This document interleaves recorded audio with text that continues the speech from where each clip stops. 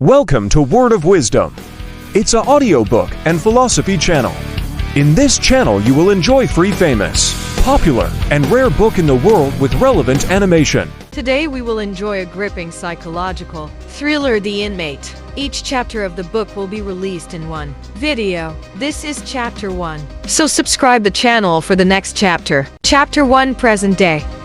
As the prison doors slam shut behind me, I question every decision I've ever made in my life. This is not where I want to be right now. At all. Who wants to be in a maximum security penitentiary? I'm going to wager nobody wants that. If you are within these walls, you may have made some poor life choices along the way. I sure have. Name. A woman in a blue correctional officer's uniform is looking up at me from behind the glass partition just inside the entrance to the prison. Her eyes are dull and glassy, and she looks like she doesn't want to be here any more than I do. Brooke Sullivan. I clear my throat. I'm supposed to meet with Dorothy Kuntz. The woman looks down at a clipboard of papers in front of her. She scans the list, not acknowledging that she heard .me or that she knows anything about why I'm here. I glance behind me into the small waiting area, which is empty except for a wrinkled old man sitting in one of the plastic chairs, reading a newspaper like he's sitting on the bus. Like there isn't a barbed wire fence surrounding us, dotted with hulking guard towers. After what feels like several minutes, a buzzing sound echoes through the room loud enough that I jump and take a step back. A door to my right, with the red vertical bars, slowly slides open, revealing a long, dimly lit hallway. I stare down the hallway, my feet frozen to the floor. Should I go in? The woman looks up at me with her dull eyes. Yes, go. You pass through the security check down the hall. She nods in the direction of the dark hallway, and a chill goes through me as I walk tentatively through the barred door, which slides closed again and locks with a resounding thud. I've never been here before. My job interview was over the phone, and the warden was so desperate to hire me. He didn't even feel compelled to meet me first. Me resume and letters of recommendation were enough. I signed a 1-year contract and faxed it over last week, and now I'm here for the next year of my life. This is a mistake. I never should have come here. I look behind me at the red metal bars that have already slammed shut behind me. It's not too late. Even though I signed a contract, I'm sure I could get out of it. I could still turn around and leave this place. Unlike the residents of this prison, I don't have to be here. I didn't want this job. I wanted any other job, but this one. But I applied to every single job within a 60-minute commute of the town of Raker in upstate New York, and this prison was the only place that called me back for an interview. It was my last choice, and I felt lucky to get it. So I keep walking. There's a man at the security check and all the way down the hall, guarding a second barred door. He's in his 40s with a short, military-style haircut and wearing the same crisp blue uniform as the dead-eyed woman at the front desk. I look down at the ID badge clipped to his breast pocket.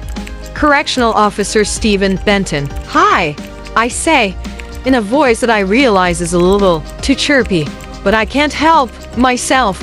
My name is Brooke Sullivan, and it's my first day working here. Benton's expression doesn't shift as his dark eyes rake over me. I squirm as I rethink all the fashion choices I made this morning. Working in a men's maximum security prison, I figured it was better not to dress in a way that might be construed as suggestive. So I'm wearing a pair of cut black dress pants, paired with a black button-up long-sleeved shirt. It's almost 80 degrees out, one of the last hot days of the summer, and I'm regretting all the black, but it seemed like the way to call the least attention to myself.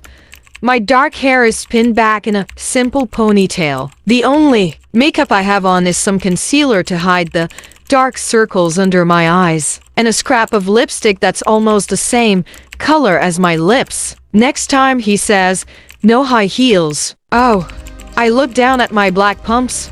Nobody gave me any guidance whatsoever on the dress code. much less the shoe code. Well, they're not very high. And they're chunking it sharp or anything. I really don't think. My protests die on my lips as Benton stares at .me. No high heels. Got it. Benton runs my purse through a metal detector, and then I walk through a much larger one myself. I make a nervous joke about how it feels.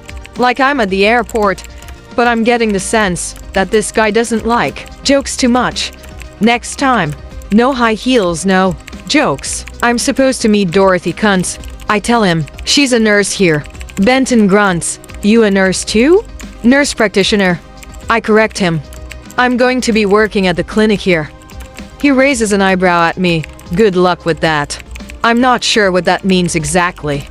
Benton presses a button and again that ear-shattering buzzing sound goes off just before the second set of barred doors slides open. He directs me down a hallway to the medical ward of the prison. There's a strange chemical smell in the hallway, and the fluorescent lights overhead keep flickering.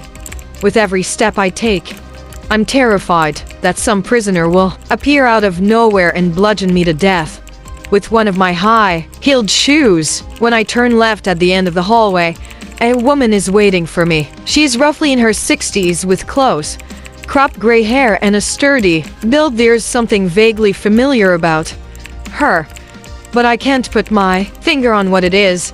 Unlike the guards, she's dressed in a pair of navy blue scrubs. Like everyone else I've met so far at this prison, she isn't smiling. I wonder if it's against the rules here. I should check my contract. Employees may be terminated for smiling. Brooke Sullivan, she asks in a clipped voice that's deeper than I would have expected. That's right.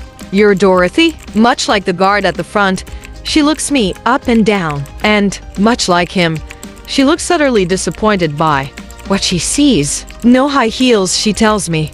I know. If you know, why did you wear them? I mean, my face burns. I know now. She reluctantly accepts this answer and decides not to force me to spend my orientation barefoot. She waves a hand, and I obediently trot after her down the hallway. The whole outside of the medical ward has the same chemical smell as the rest of the prison and the same flickering fluorescent lights. There's a set of plastic chairs lined up against the wall, but they're empty. She wrenches open the door of one of the rooms. This will be your exam room, she tells me. I peer inside.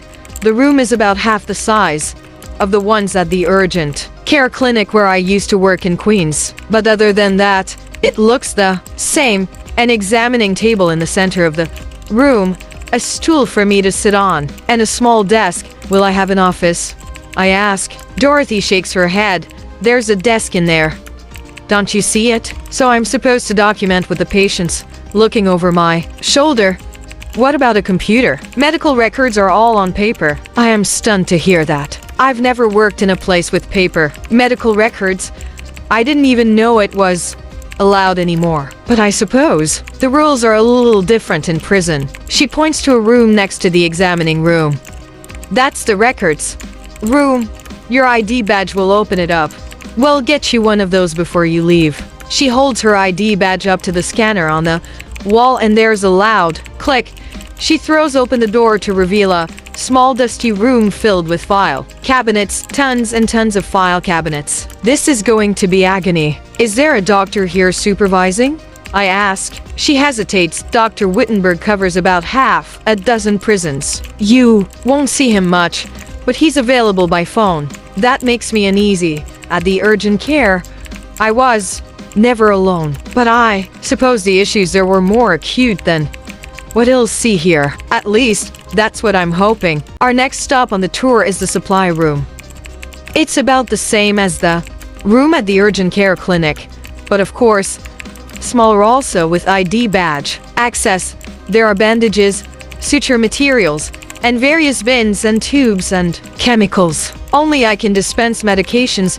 Dorothy tells .me. You write the order and he'll dispense the medication to the patient. If there's something we don't have, we can put it on order. I rub my sweaty hands against my black dress pants. Right, okay. Dorothy gives me a long look.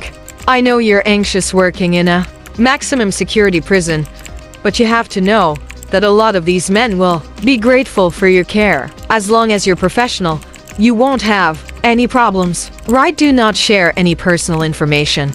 Her lips set into a straight line. Do not tell them where you live. Don't tell them anything about your life. Don't put up any photos. Do you have children? I have a son. Dorothy regards me in surprise. She expected me to say no. Most people are surprised when I tell them I have a child. Even though I'm 28, I look much younger. Although I feel a lot older. I look like I'm in college, and I feel like I'm 50. Story of my life. Well, Dorothy says, don't talk about your kid. Keep it professional. Always. I don't know what you're used to in your old job, but these men are not your friends.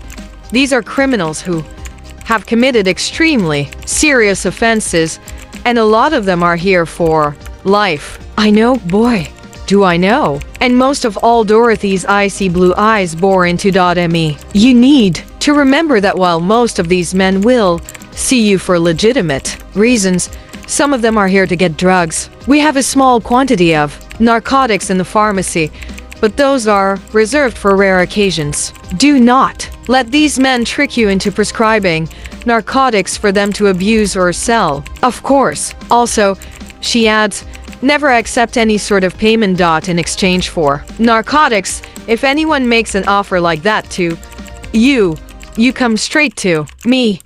I suck in a breath. I would never do that. Dorothy gives me a pointed look. Yes, well, that's what the last one said. Now she's gonna end up in a place like this herself. For a moment, I am speechless. When the warden interviewed me, I had asked about the last person working here, and he said that she had left for personal reasons. He didn't happen to mention that she was arrested for selling narcotics to prisoners. It's sobering to think that the last person who had this job before me is now incarcerated. I've heard that once you're in the prison system, it's hard to get out of it. Maybe the same is true for people who work here. Dorothy notices the look on my face and her expression softens just the tiniest bit. Don't worry, she says. It's not as scary as you think. Really? It's just like any other medical job. You see patients, you make them better, then you send them back to their lives. Yes, I rubbed the back of my neck. I was just wondering, am I going to be responsible for seeing all the prisoners in the penitentiary? Like, do I just cover a segment or? Her lips curl. No. You're it. Girly, you're seeing everyone. Any problem with that? No. Not at all, I say. But that's a lie. The real reason I was reluctant to take this job isn't that I'm scared a prisoner will murder me with my own shoe. It's because of one of the inmates in this prison, someone I knew a long time ago, who I am not eager to see ever again. But I can tell that to Dorothy. I can't reveal to her that the man who was my very first boyfriend is an inmate at Raker Maximum Security Penitentiary, currently serving life without the possibility of parole. And I'm the one who put him here. Please subscribe or follow this channel for next video and turn on the notification button and stay with us.